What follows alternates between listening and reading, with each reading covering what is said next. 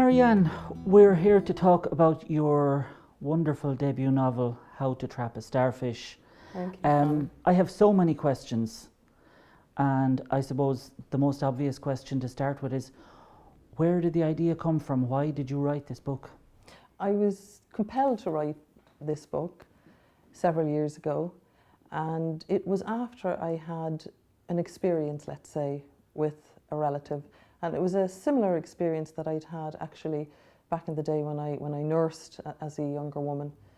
And I had met many characters of this type on the hospital wards. And with many characters, sometimes they will come up and they will present themselves to you, let's say, and they sort of shout and they scream to be written. With some characters, it's a mishmash of people that you've met and experiences that you've had. But with this character, very much, I was compelled. He was standing in front of me, and I felt I really, really had to put this story down on paper.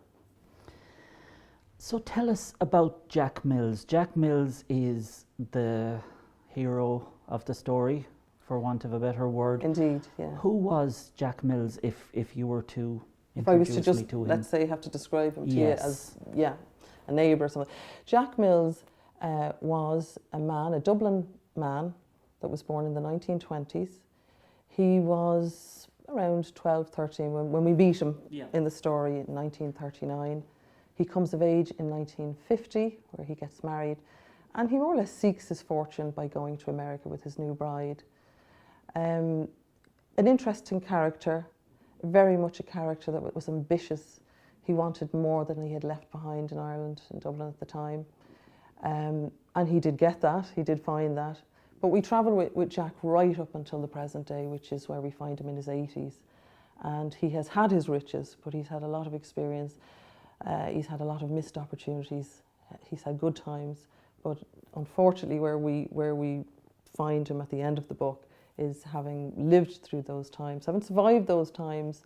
And we look at his final chapters, you know, the life that has been since 1920, 1930, 50s and right up to the present day. Now, Jack, as I read him in this story, which is wonderfully written, he is a charmer all through his life. And it's very unusual, I suppose, we meet him, as you say, in his early years of school, 10 or 11 years of age. And as we in Ireland would say, from an early age, he's able to charm the birds off the trees. That's the reality of who he is. And he seems to have done this all through his life. Do you think he was typical of young men of his age, starting out at that time in a very bleak Ireland, a very bleak Dublin? Well, it may not have been typical, but it is certainly typical in that it's something that can be cultivated, you know, to charm, particularly if you're supported by a mother who absolutely adored him. And in this case, you know, he did. He had his mother, May, who, you know, worked extra hours, worked long hours and adored him. And he was the product of a home, of a mother who told him how wonderful he was every day. So there was a little bit of instinct in there with him. I think he was going to be a character that was going to be somebody that would, you know, let's say you would notice when you come into a room. But he certainly was supported, and that was nurtured, and, you know, he fed into that. He also found from a very early age that this worked for him, and it wasn't just, you know, when we think of charming, we think about the women and, you know, but this worked for him at school, it worked in his negotiations, it worked on every level for him. So this was something that he developed, and it lent itself quite nicely into the new world that he went into later on. And Jack had, I mean, he came from a strong household, a strong family unit. It had its failings, as we find out in the story, and I'm not going to give that away. But in general, it was a household where work was valued, where you earned a living, and even Jack's mother worked from home, and she worked in the house. They did quite well. Yeah. You know, by the time he was 12, you know, the backdrop really is emergency Ireland. So there was no real trade. You know, everything was, you know, there was no real trade movement, so there was no, you know, things were hard, things were tight. But within his household, his father being a chauffeur, let's say a taxi man, he liked to describe himself as a chauffeur, but he was a taxi man. He was doing okay. You know, he had a constant little contract with a local hotel. His mother was, you know, was quite good at finding those odd jobs, and she did her bit of sewing. So, you know, in terms of what they had a little bit more than your average, you know, family in that area. And also the area that you find them living in it's somewhere like in that twilight zone. It's in a very good area of Dublin, and yet it's in this little lane, you know, in this laneway, which he was slightly ashamed of as well, but he still had the proper address, you know. So he was doing quite well, you know. I think the idea of the laneway is very interesting because, you know, we have this life developing, this character forming, Yes. hidden away in a laneway. I know, and laneway in does Dublin, bring its you know, yeah, immediately you're going to connotations. have visions of something a little bit lurid. Yes, And in but fact, that we bring that up a little bit in you know, I do bring that up a little bit in the book, you know. yes, You know, when his mother May came from, you know, a country town, and she came up to Dublin. She started working in a grand hotel. But you know, when she was wed and when he brought her home, she's coming to this laneway, and you know, she's thinking about ladies of the night, yes. and you know, maybe thieves skulking around and what have you. So yeah, it was unusual in that sense. But he closed his door. He went home and he had his own little part of the world to live in. And Jack, as a young man then, as a child, as a boy, as a teenager, this character emerged from this laneway. Do you think later on that Jack, as the character that you create in this story, do you think he would have hidden away from his origins, or would he have been proud of them? I think definitely he would have hidden away from his origins. He would have been more likely to mention the area, all right, and say, you know, I lived around D4, I lived around Sandymount. But no, he wasn't calling that side of things, you know, he wasn't calling attention to that side of his past in any shape or form, you know. And I think that's demonstrated later in the book, when, you know, you find that he just never returns home, even to the point of really neglecting the mother that loved him so much. He almost eliminates all connection with his homeland. It, from his memory, really. And I think on many levels he convinces himself that he's okay, he's not doing the wrong thing. They're not going to know anyway. He's got out of that, you know. He's a character that absolutely, he was anti sort of oppression. He was anti, you know, he wanted to go and experience and taste everything that was available to him, you know, in this new world, you know. Now, I want to talk to you about one of the beautiful elements, many beautiful elements of the book, but of the first half of the book in particular, which is the love story, which is Jack meeting with Alva. I know. Yeah. And forming this relationship that becomes the central relationship in his adult life. Yes. They weren't really your obvious match, were they? No. She was from, again, a better part of town. And thank you for calling it beautiful. That's very nice of you to say that, because I wanted, very striking. you know, with the outcome of the book, not to give too much away, I didn't want it ever to be forgotten that actually was really true love.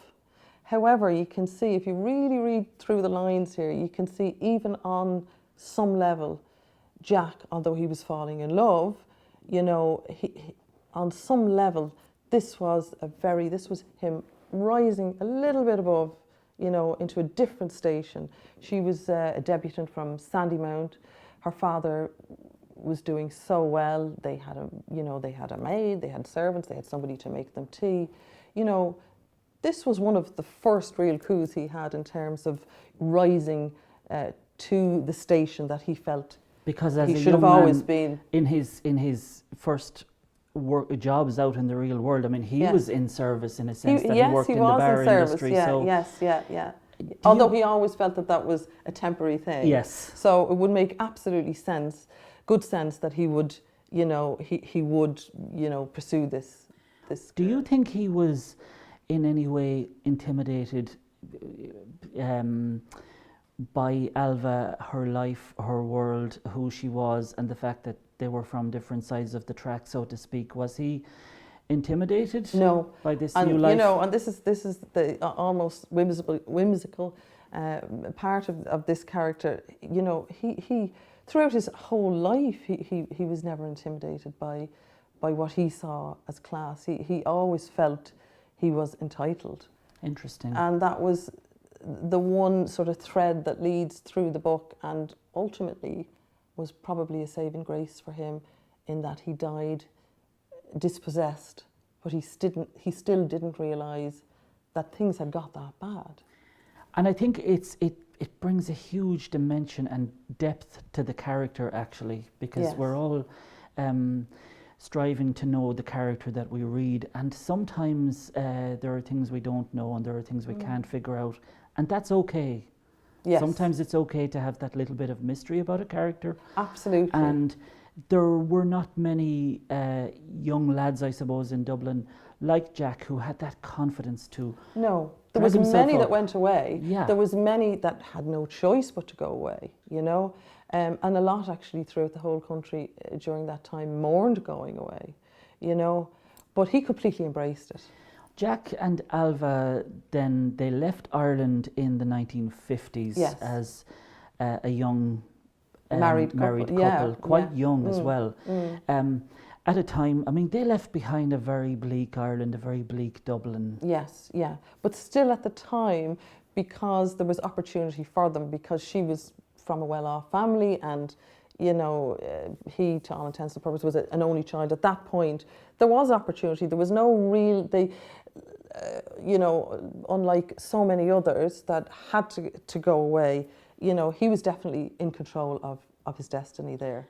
Maybe even slightly pushed her a little bit. In terms of migration and emigration, I mean, what people who study this would say is, what are the push factors or the pull factors that Yes. take people away from a country or draw them to a certain country? In the 1950s in Ireland, the big push factor was economy. It Yes. was lack of opportunity. It was this ideal of, as you said, the mourning, the loss There was yes. of your country, of Yeah, your homeland, yes. and having to go.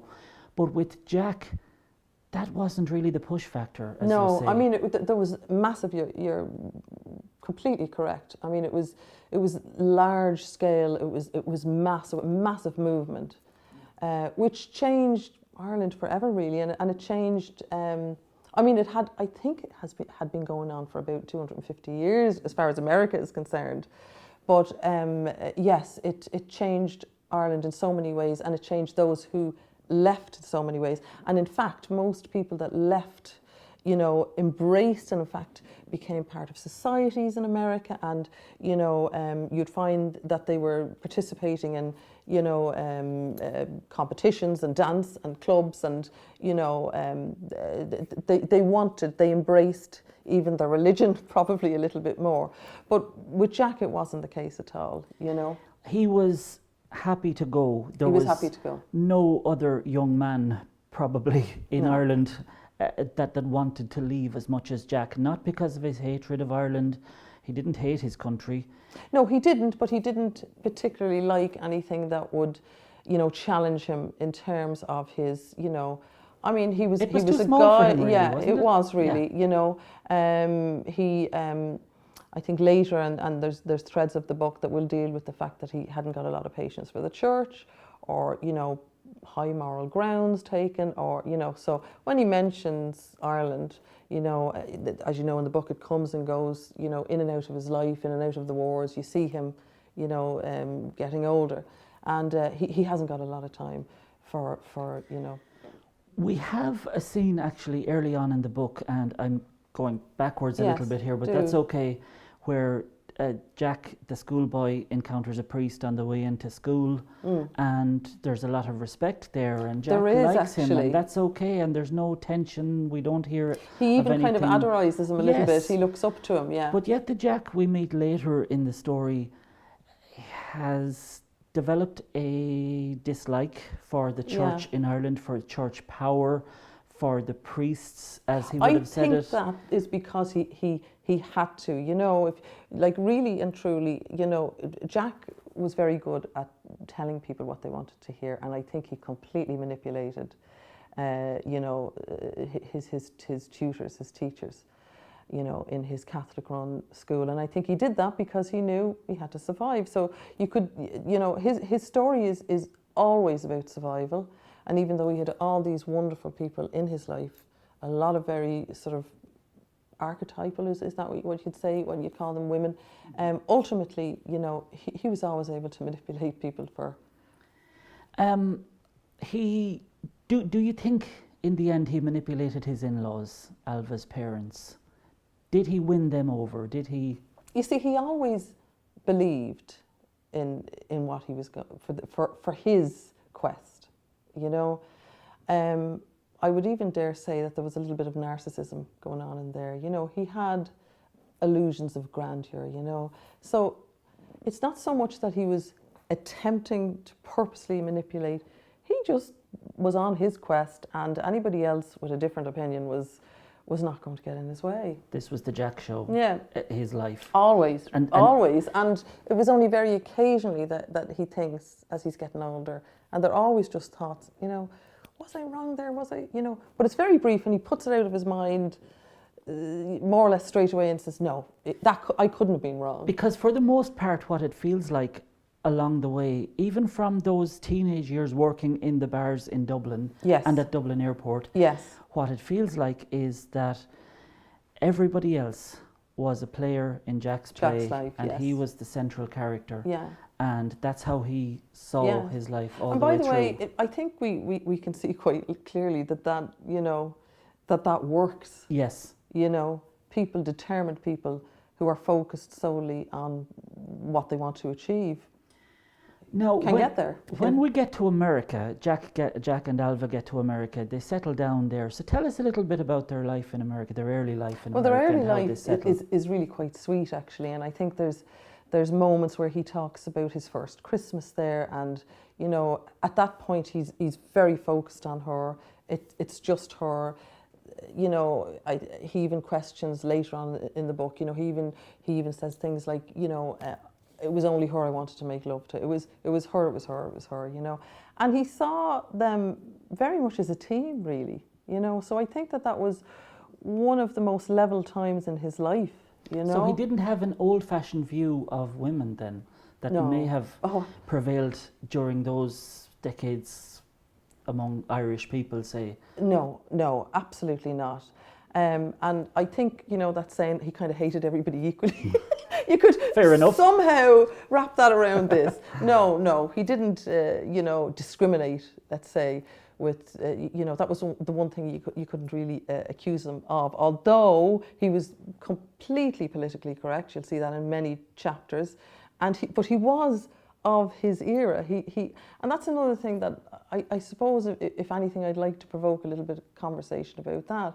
The fact that these guys, that was their society, and I'm not saying that it's right, but I think that, you know, a lot of the time when they you know, called people certain names, or you know, they were abrupt, or they, you know, maybe were a little bit inappropriate with the female sex. It was who they were. It was society allowed them to be like that. In fact, encouraged it. It was a reflection of society. That time. Jack uses words that we can't even say on camera today. No, and he does. That, yes. And it was not unusual. And this was in terms of referring to people by their ethnic origin or their religious persuasion or so forth. That would be completely offensive to us now. It is offensive, but I think it's okay to... But not in his world.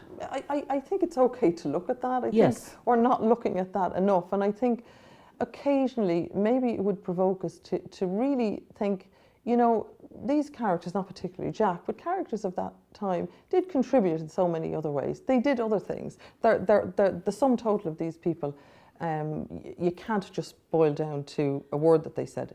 We have to allow that that's the way society raised them. Because and it was permissible. Jack, as an Irish person living in a different country, yes, in this case in America, in New York, He could have been living in London. In London, yes.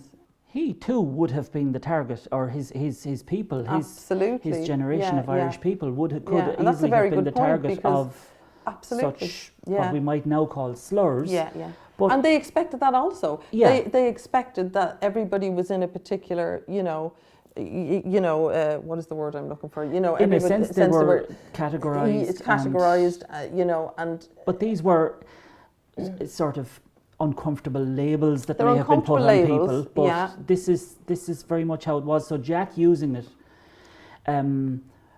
doesn't excuse anything. No, but it doesn't he excuse. at the same time still was someone who it was used upon. We just don't see that in this That's story because right. it doesn't come into it. Yeah. I mean, I think it touches upon it a little bit when they stop in Southampton on the way to New York, and they aren't made particularly welcome, or they're aware that there's signs on the door in England saying no Irish welcome here, and yes, so they were also, I don't want to use the victim word, but they were also, of course, they experienced that. Discrimination did not discriminate, in a sense. That's really, a very good way of putting it. Yeah. So the club. Tell us about the club in The America, Emerald Club. because the Emerald Club forms a magical backdrop in this book. I mean, the way he glides across the floor, he's the king of New York on the dance floor as he's... Well, that was his high. Yeah. That's when, the Emerald Club was Jack's nightclub. It was what he had built. This was the pinnacle. This is what he had built up to.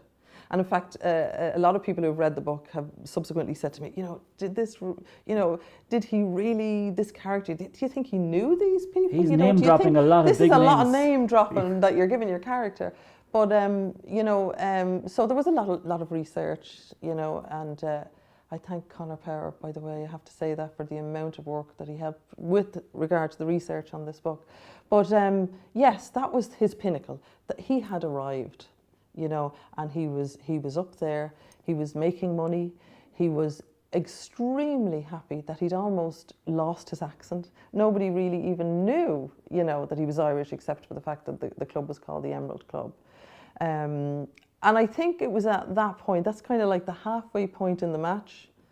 It was at that point, actually, that his trusted companion and his what he thought to be soulmate up till then, his little part of Ireland, started to,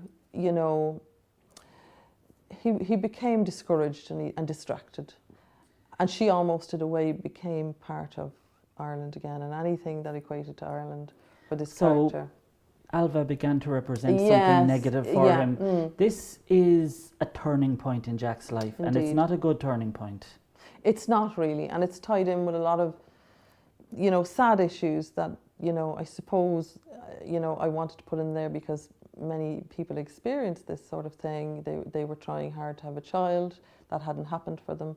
She had accepted it. He had never accepted it. I don't think Jack could accept anything that he couldn't make happen. That was beyond him. Yeah, and not having a child was completely unacceptable that he couldn't do this. Do you think Jack was, and I don't think this is a part of the story, but I'm going to ask you anyway. I mean, do you think that he was one of these proud men who wanted a son and heir, or was it just a child? No, I actually don't think he was, I don't feel, certainly from telling the story, no, he wasn't that, and I know exactly what you're talking about. He wasn't, I want my son, it would have been, he would have just been as happy with a daughter. It was just something that he felt was always going to happen. And I think that Alva symbolised that sort of purity and that sort of, that part, that maybe he had and witnessed with his mother, because he did really love her at the end of the day. And I think when that failed to happen with Alva, that was when it started to rot.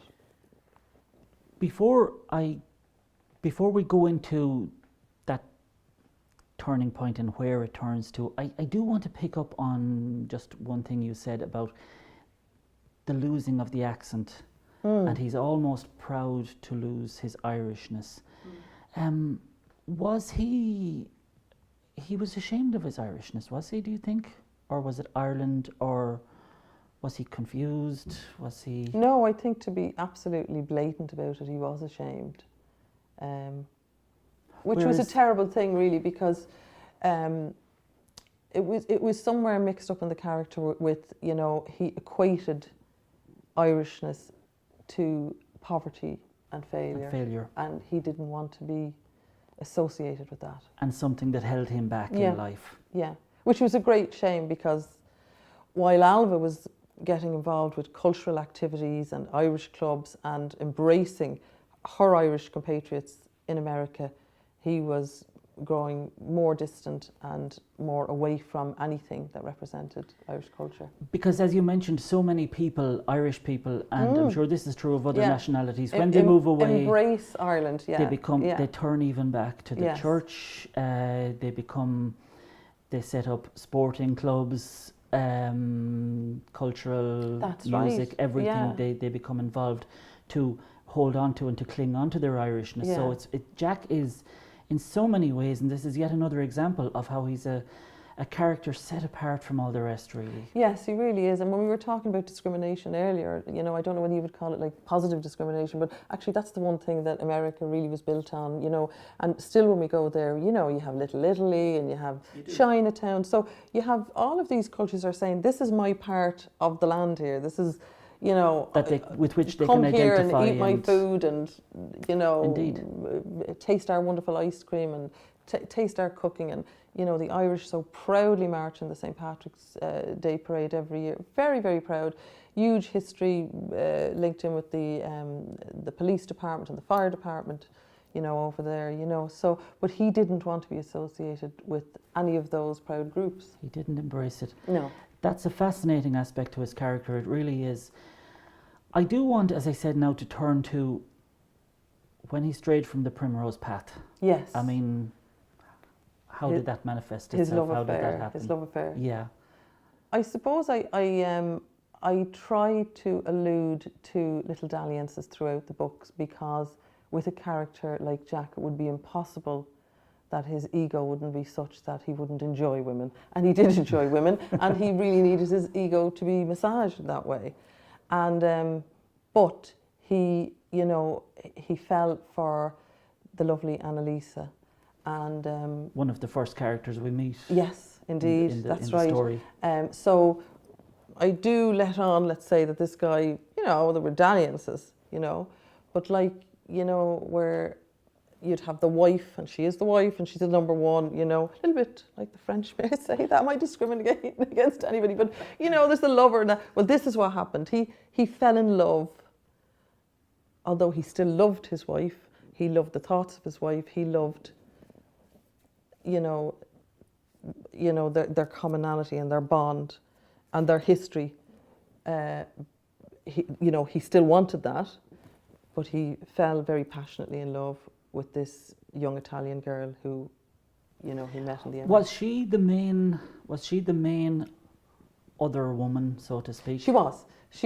You mentioned the word dalliances, yes, but she was the key. So I try to sort of, because in setting up his character, you have to understand that, you know, he was very much there was a lot of ego there.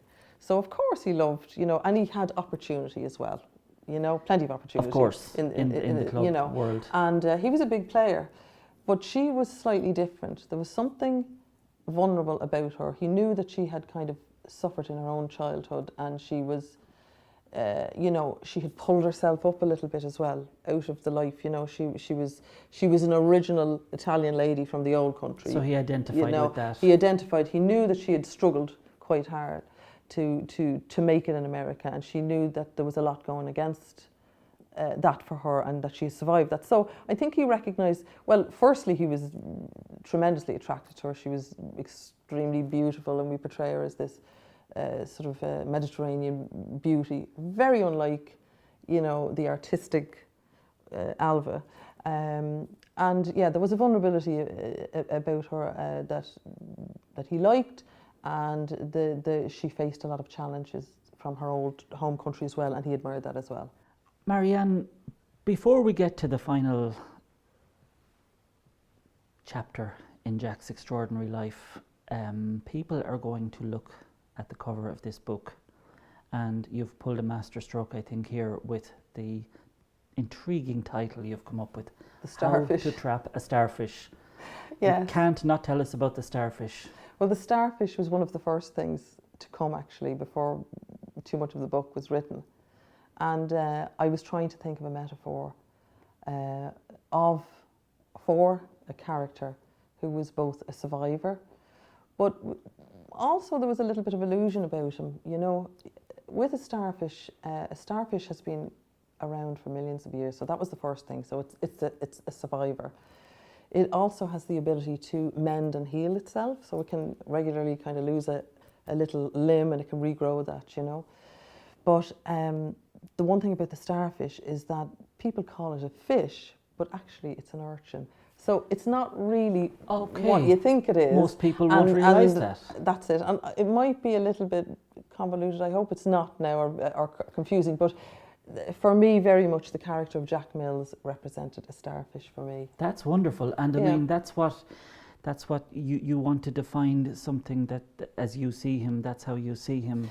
Yes. And that ability to survive in an ocean of and adapt, chaos, you know, and adapt. He adapted. In a big bad world. He survived, and he kept sort of healing injuries, particularly laterally in his life. He kept coming back, you know. He did, and now we don't want to give away too much of the book to our viewers, because it's a tremendous story for them to dive into and find so many treasures that you have left there for the reader. But we will fast forward to the end of Jack's life. Alva is no longer in the picture. No.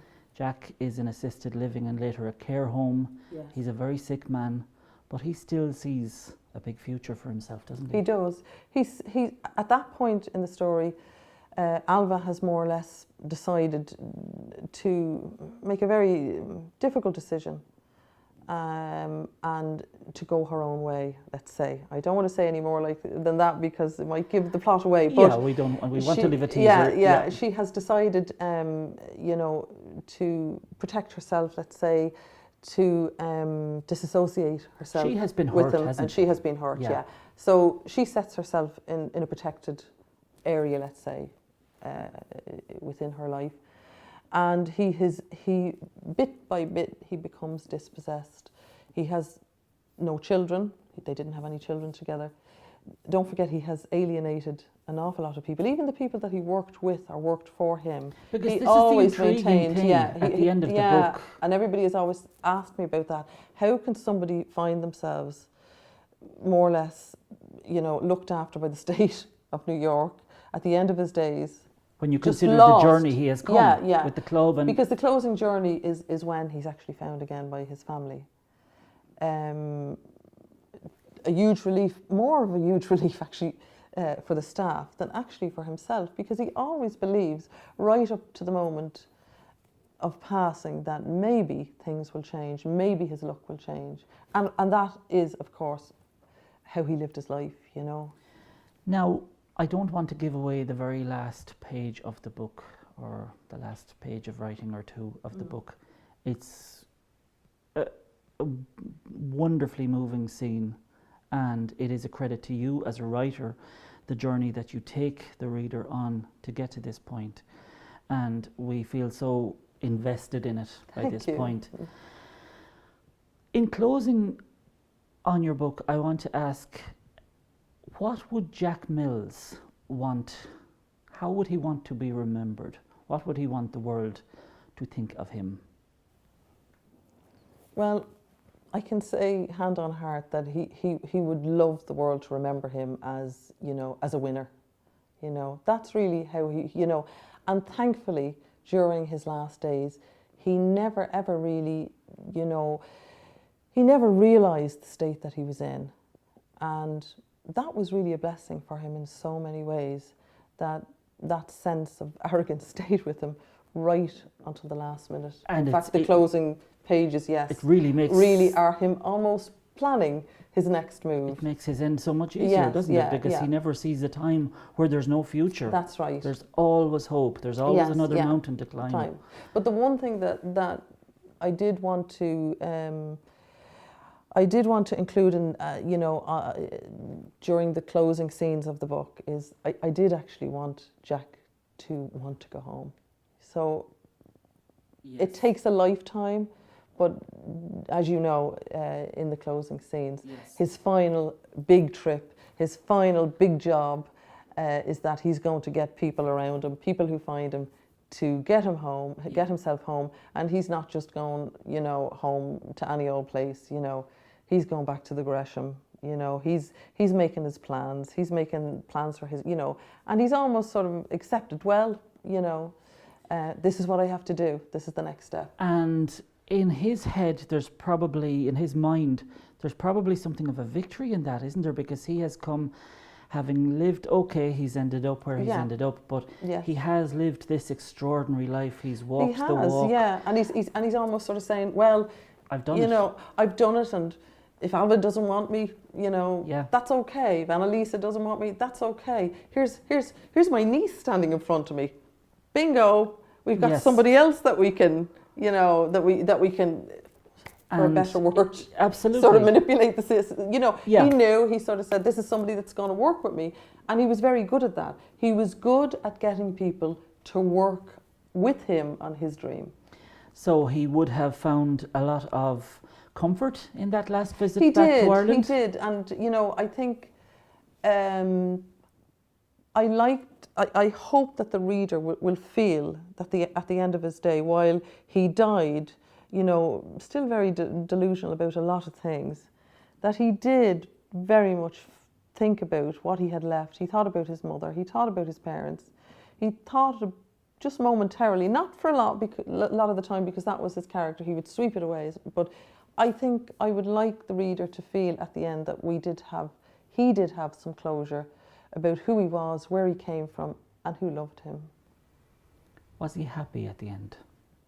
Thankfully he was, because the very end involves, for him, for the reader, for us it's a sad closing, it's the end, but for him he didn't see it as the end. For him it was just the beginning. Wonderful. You tell a wonderful story, both in person and in print. The story is called How to Trap a Starfish. I almost feel it cheapens it to call it a book, because it's a wonderful tale. It's a wonderful story. Thank you so much. What's next for MarieAnn?